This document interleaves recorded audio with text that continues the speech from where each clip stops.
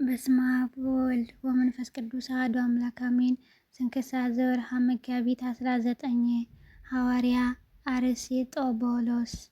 አንድ አምላክ በሚሆን በአብ በወልድ በመንፈስ ቅዱስ ስም መጋቢት 19 በዚች ዕለት የሐዋርያ ቅዱስ ጳውሎስ ደቀ መዝሙር አርስጦቡሎስ ሐዋርያ አረፈ። እርሱም ጌታችን ከመረጣቸውና ከመከራው በፊት እንዲሰብኩ ከላካቸው ከ72 አርድእት ውስጥ የተቆጠረ ነው። በ50ኛውም ቀን በዓል መንፈስ ቅዱስ በላዩ በወረደ ጊዜ ከሐዋርያት ጋር ጸጋንና ኃይልን ተሞልቶ ሕይወት በሚገኝበት በወንጌል ትምህርት ሐዋርያትን ተከትሎ በመሄድ አገለገላቸው።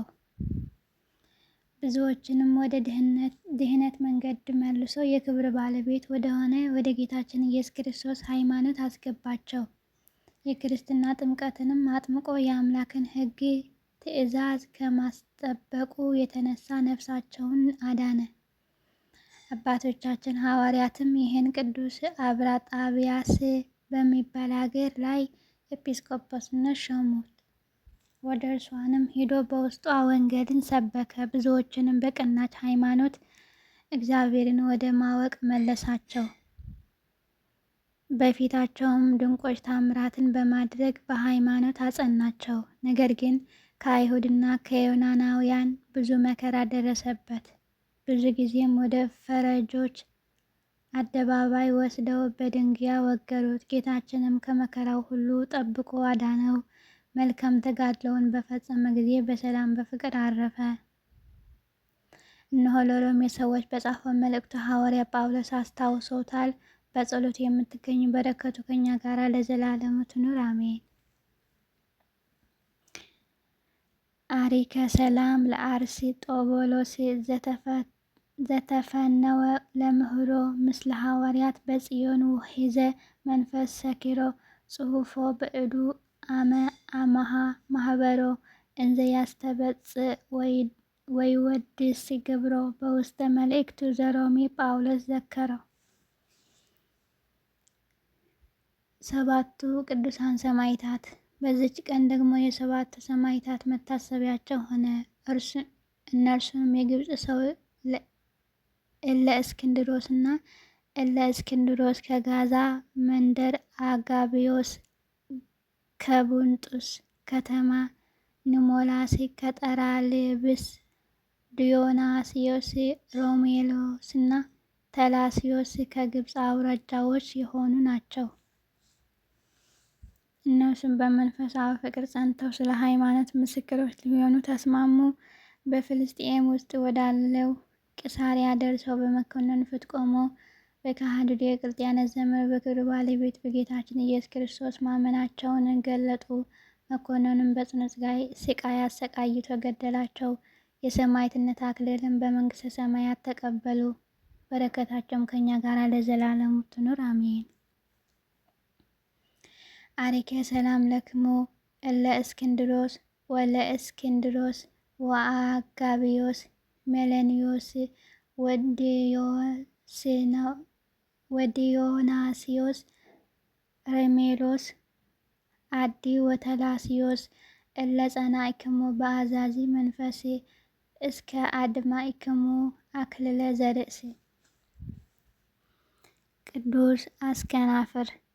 በዚች ዕለት ደግሞ ቅዱስ አስከናፍር እና የሚስቱ ማርታ የልጆቹ አርቃዲዮስ እና ዮሐንስ የዕረፍታቸው መታሰቢያ ሆነ። ይህም አስከናፍር ብዙ ገንዘብ ያለው ባለጠጋ ነው። ለእግዚአብሔር ሕግ የሚጠነቀቅ ነበር። ልጆቹም መንፈሳዊ ምክርና ተግሣጽን በማስተማር አሳደጋቸው። በአደጉም ጊዜ የጥበብና የተግሣጽን ትምህርት እንዲማሩ ተየሮት ወደምትባል አገር ሰደዳቸውና ትምህርታቸውንም በፈጸሙ ጊዜ ልድራቸውና በሰርጋቸው ደስ ሊለው ሽቶ ያመጧቸው ዘንድ ላከ። በመርከብም ሆነው ሲመጡ ማዕበል ተነስቶ መርከቡ ተሰበረ። እግዚአብሔርም ከስጥመት አድኖ በየብስ አወጣቸው። ዮሐንስ የተባለውን በአንድ ቦታ ማዕበሉ አውጥቶ ጣለው። ዮሐንስም ተስፋ በቆረጠ ጊዜ ወደ ቅዱሳን ገዳም ሂዶ መነኮሰ። ስለ ወንድሙ ስለ አርቃዲዮስም እንደሞተ ተጠራጥሮ በጾምና በጸሎት በስግደትም ሥጋውን አደከመ።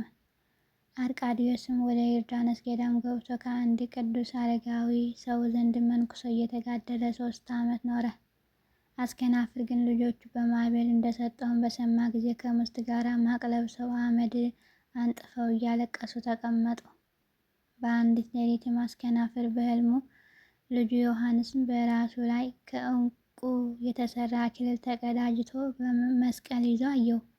አርቃዲዮስንም በኮከብ አምሳል የሆነ አክሊል በራሱ ላይ ደፍቶ አየ።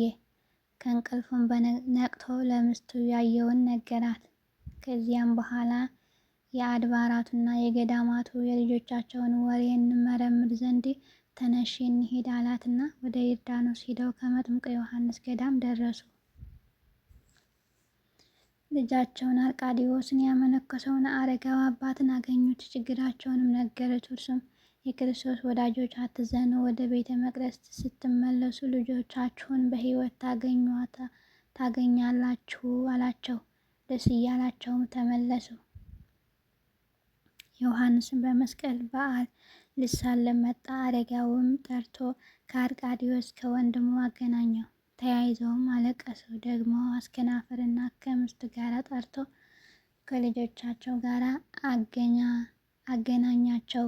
በላያቸውንም ወድቀው እየሳሟቸው አለቀሱ።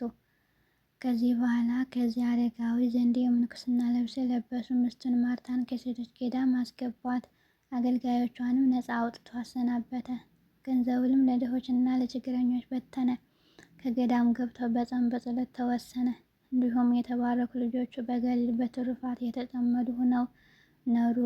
ጌታችንም ደስ አሰኙት፣ በፍቅር አንድነትም አረፉ። በረከታቸውም ከኛ ጋር ለዘላለሙ ይኑር አሜን። አሪከ ሰላም ለአስከናፍር ወለብእሲቱ መውለዱ ለእግዚአብሔር አምላክ ለተጸምዱ እመአመ አሲረ ኬማ ተወክፋ ለአረጋዊ በኢዱ በላዕሌሆሙ ዘኮነ የኮነ ህሩተ አምላክ ያገሃዱ ከመ ባልሆሙ ለባህሪ እሞጎዱ። መጋቢት 19 ቀን የሚከበሩ የዓመታዊ ቅዱሳን በዓላት፣ አንደኛ ቅዱስ አስከናፍር ሚስቱ ማርታ፣ ልጆቹ አርቃዲዮስ እና ዮሐንስ።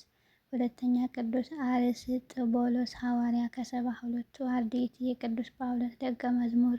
ሶስተኛ ሰባቱ ቅዱሳን ሰማዕታት ከተለያየ ቦታ ተሰብስበው በክርስቶስ ስም የሞቱ።